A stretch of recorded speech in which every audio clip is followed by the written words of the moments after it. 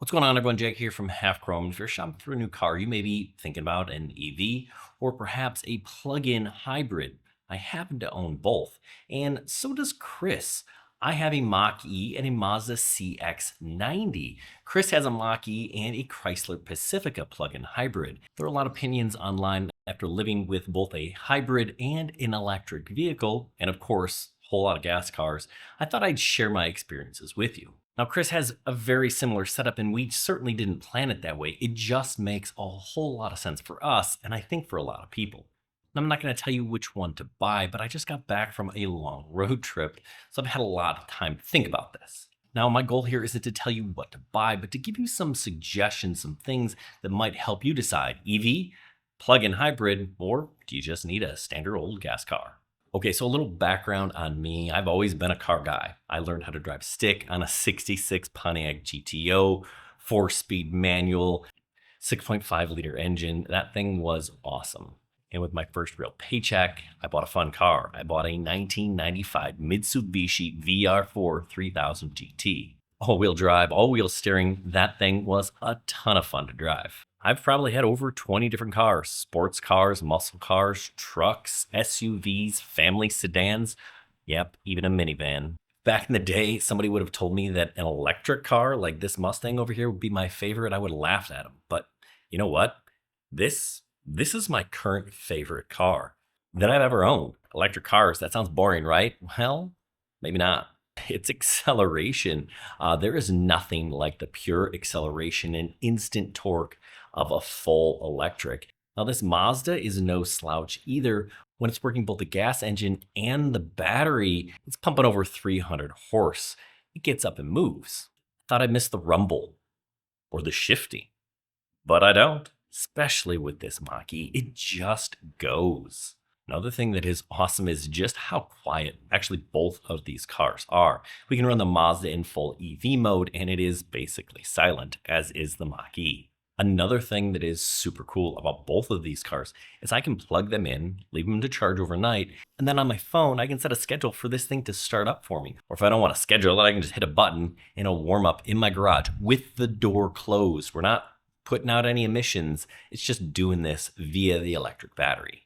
Great in the winter, get those seats warm, or in the summer, turn that AC on. Now, not all plug-in hybrids can do that. I don't believe Chris's Pacifica can. When it starts the gas engine. So you got to do your research on some of those plug-in electrics. But this one, fantastic. And pretty much every electric car is going to work that way for you. Okay, so we're driving around in my Mustang Mach-E, and I thought it'd be appropriate to do that and tell you what I really like about this car. It is, first of all, you can hear it's super quiet. All EVs are. They're just going to be darn near silent. That's a bonus. I mentioned I love plugging this thing in at home. I don't have to go to gas stations anymore. That is fantastic. Now, I just recently put in a 240 charger, so it'll charge pretty much from 0 to full overnight. I was running on a regular outlet before, and it basically took a couple of days. So definitely improved there. I love the instant torque when you step on the gas. Of course, that is fantastic. But there's just so much less maintenance on a car like this. There's no engine, there's no transmission. I'm actually not even using the brakes. I got this on one pedal drive, and the brakes should last a whole lot longer. There's, of course, a lot of technology integrated into this car and into most newer cars as well. The Ford app is actually really awesome. I don't even actually have a set of keys on me right now. I can drive this with just my phone. So, you know, it seems that EVs just tend to have a lot of the new technology going on for them. Definitely a bonus there. Now, this is my favorite car, the favorite car I've ever had. It's just a ton of fun to drive. It's actually a little bit bigger than most cars that I've owned, and it's all-wheel drive. So there's a whole lot of convenience going on with this. And honestly, I can't tell you how much I hate going to the gas station. Don't ever have to do that again. Now, electric vehicles also have some downsides.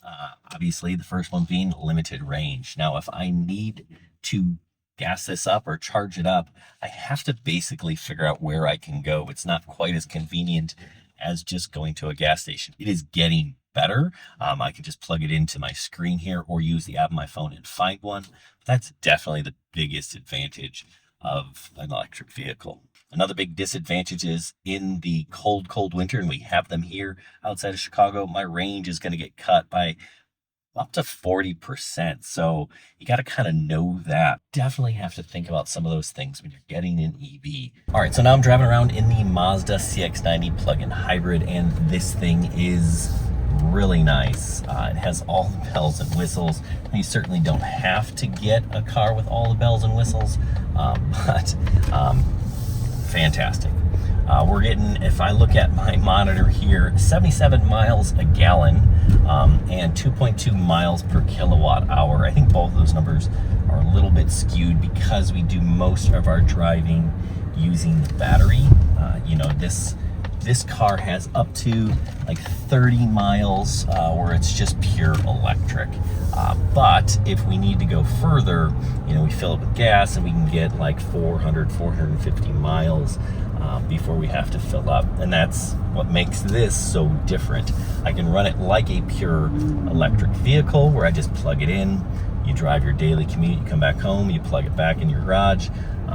Or, right, if you need to go further, you just go ahead and take it to the gas station and fill up in between trips. We just recently drove this thing out to Lookout Mountain, Georgia, and certainly no problems there. Now, you don't need any sort of fancy charger to charge this. It'll basically charge overnight, run on a regular 110 outlet. But I can plug this in and charge it on my level 2 charger that I have for my Mach-E, and that'll basically charge this battery in like, I think 2 hours. So you get a full charge in about 2 hours, which is, again, really nice. Now, the plug-in here has a transmission, it has an engine, it has a battery. So unlike the EV, where it's kind of less maintenance, this one kind of has more systems and more parts. And you heard that noise. It makes different noises sometimes when it's engaging or switching from the battery motor to the electric motor or vice versa. So there's a lot going on with this car, and that might make some people nervous. But it does get up and go. This is in sport mode where it's using the best of both worlds, the electric and the gas motor, and I can just flip a switch, throw it back into normal mode, throw it into EV mode if I want, and there's even an off-road mode, which certainly don't need that right now. You can even bring your charger with you on vacation. We stayed at an Airbnb and we plugged this thing in, and basically we get down the mountain without using our full battery. We get to Chattanooga, had about 20 miles to drive around Chattanooga. We're only using gas on the way up. This is just a really versatile car and definitely a way to go. My wife, just kind of standard driving. She works about 15-20 minutes away. She'll go through a full tank of gas once every roughly 3 months. So it takes her 3 months before she has to get a tank of gas. Now, if we're going on a road trip, obviously that would be a little bit different, but that is an absolute advantage of having one of these plug-in hybrids. And again, limited battery in the super cold winter, so your range is going to be limited there. So are gas cars obsolete? Absolutely not. There are actually a lot of advantages to a typical gas engine vehicle. One, there are a ton more options. Two, you can find them a lot cheaper. Three, if you drive really long distances, there's really no need for an EV or a plug-in hybrid. And not everybody has the ability to charge at home. And if you're looking for a particular kind of car, you may only find that with a gas engine. So there are plenty of reasons why a typical gas car might be the best car for you. But I still think for most people in most situations, if you're looking for convenience, if you're looking to save money on gas, well, either an EV or a plug-in hybrid, probably the best two options. Now, a traditional hybrid that isn't a plug-in, also an option, but those are just boosting your gas mileage. I think just going full electric with a plug-in might be the best option. So what should you buy? Well, it's really not that simple. You should buy an EV if you can charge at home. You have a really short commute. You'll save money, you'll like the acceleration, and there's a whole lot less maintenance. Now, a plug-in hybrid is great if you can only have one car, and you need both that long range, but really like the convenience of being able to plug in and charge at home.